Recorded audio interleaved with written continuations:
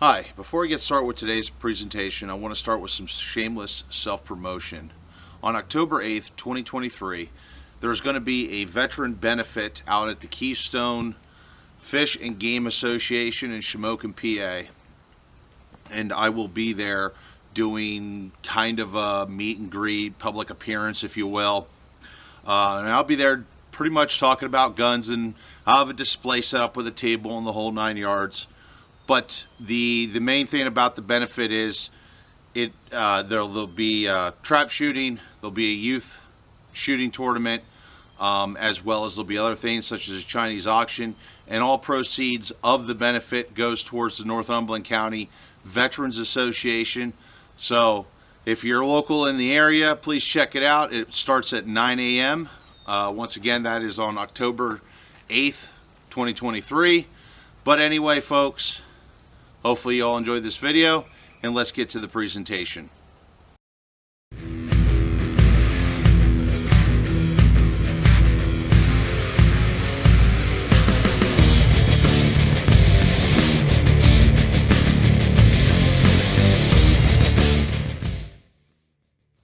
Howdy folks, welcome back to Grumpy Viking Tactical. I am your host, the Mighty Bjorn, and today for you, I'm going to be talking about this little beauty here.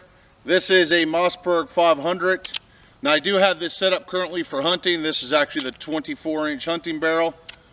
But yeah, I'm going to talk a little bit about the shotgun, its features, and I'm also going to talk a little bit about its history, because honestly, this thing is the alligator of the shotgun world.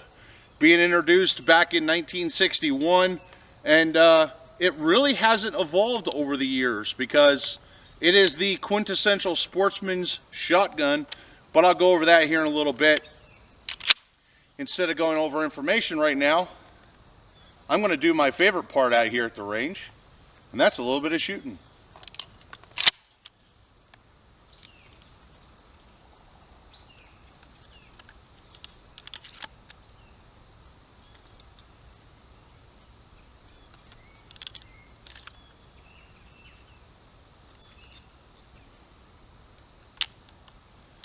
I got a smorgasbord of ammo here to use up too, so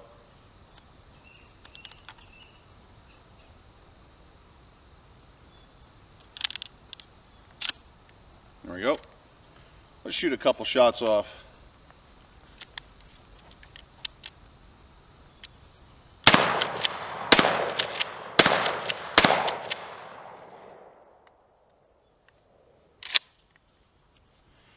So that was just standard 2 3/4 inch ammo, but this thing also lends itself real nicely to 3-inch,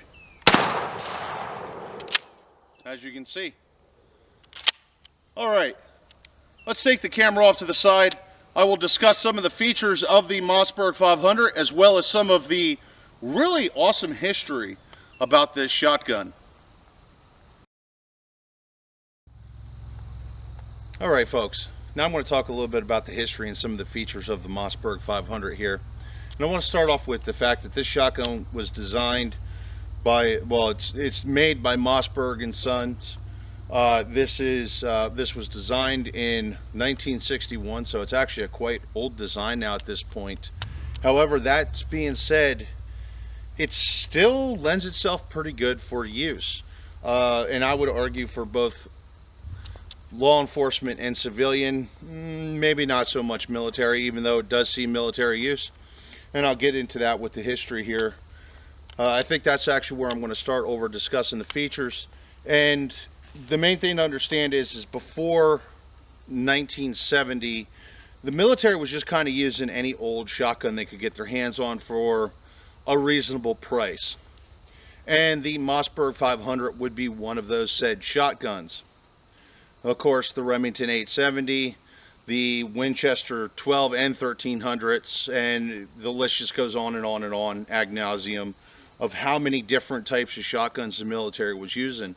And that's because at that point in time, there really wasn't a combat shotgun outside of the Winchester 1897. The Ithaca M37 see military use as well, but you know, that's a shotgun that honestly, in my opinion, doesn't really lend itself too well to military use.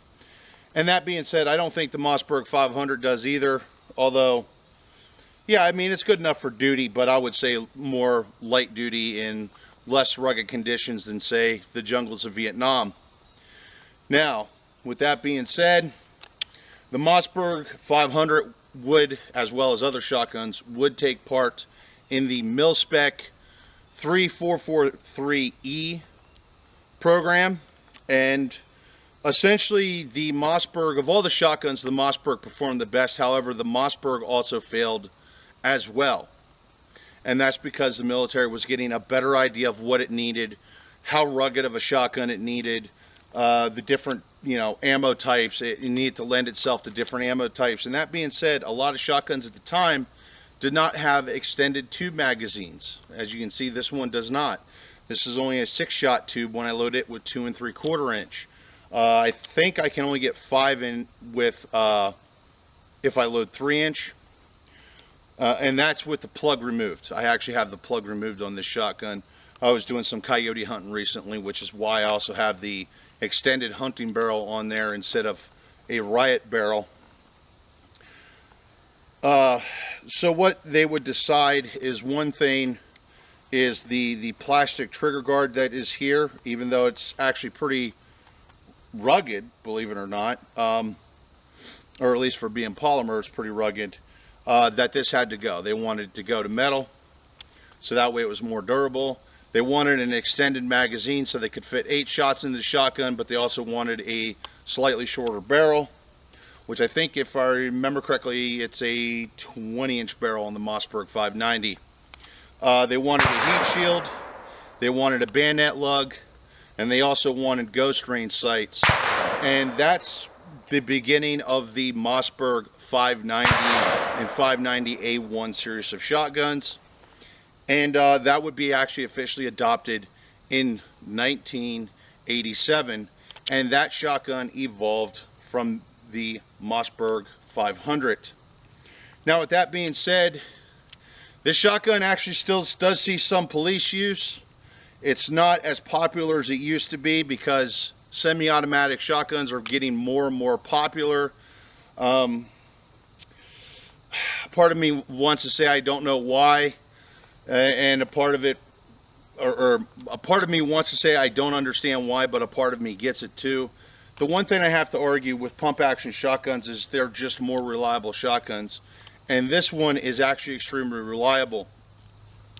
Understand that this is actually a looser made shotgun, and you would think that would make it more susceptible to dirt, but it really doesn't, because what happens is it's built so loose that as you're actuating it, basically the dirt just falls right out of the shotgun. And that's actually a really good feature in itself.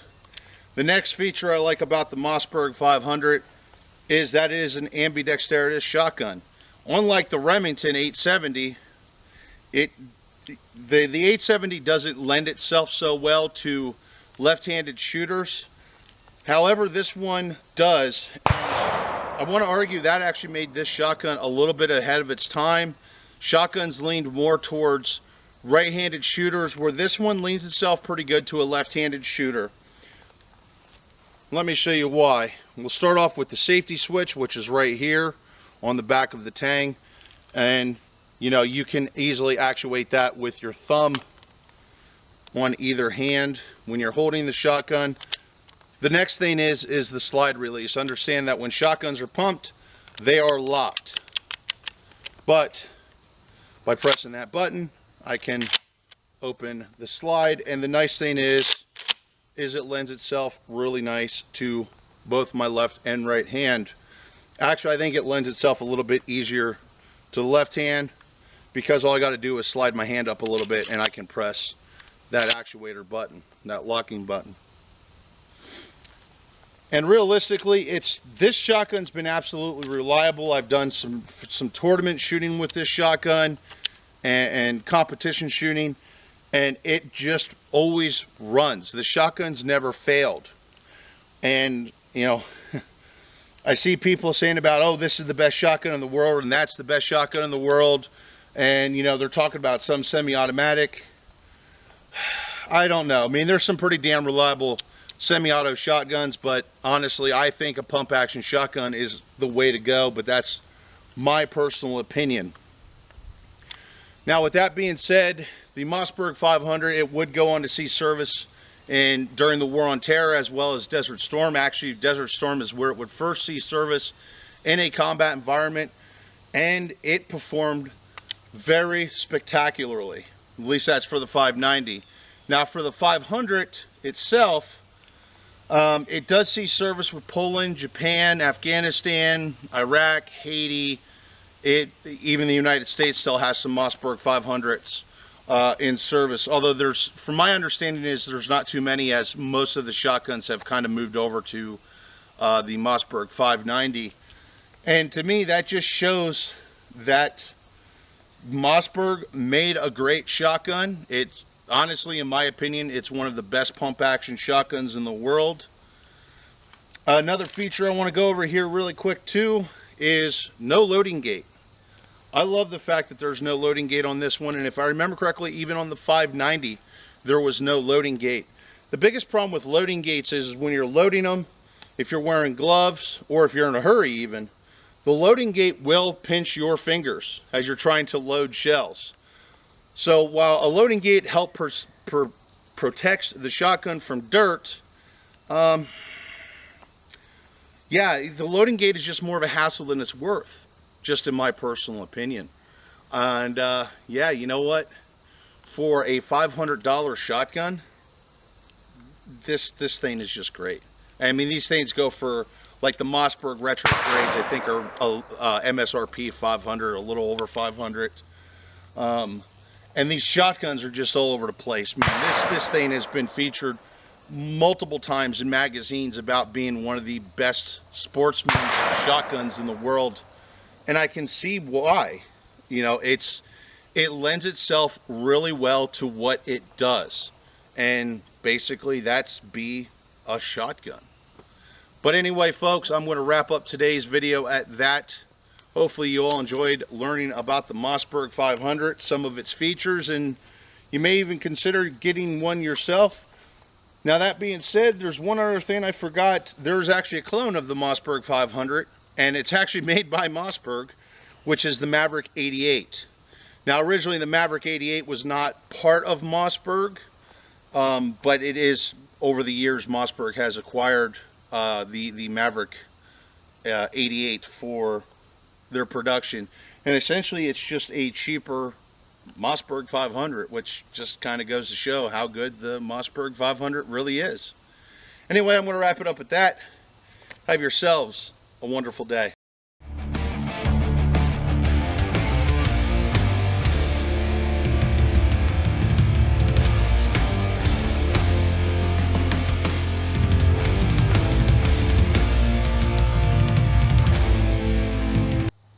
You're still here?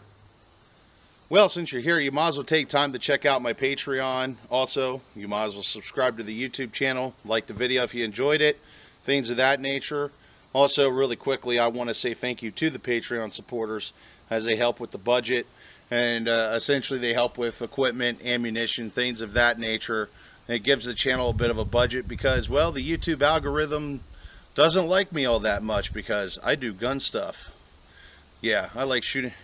I like my pew-pews, and YouTube don't like that. So any support y'all can give me, I really do appreciate. Anyway, folks, thanks again, and have yourself a wonderful day.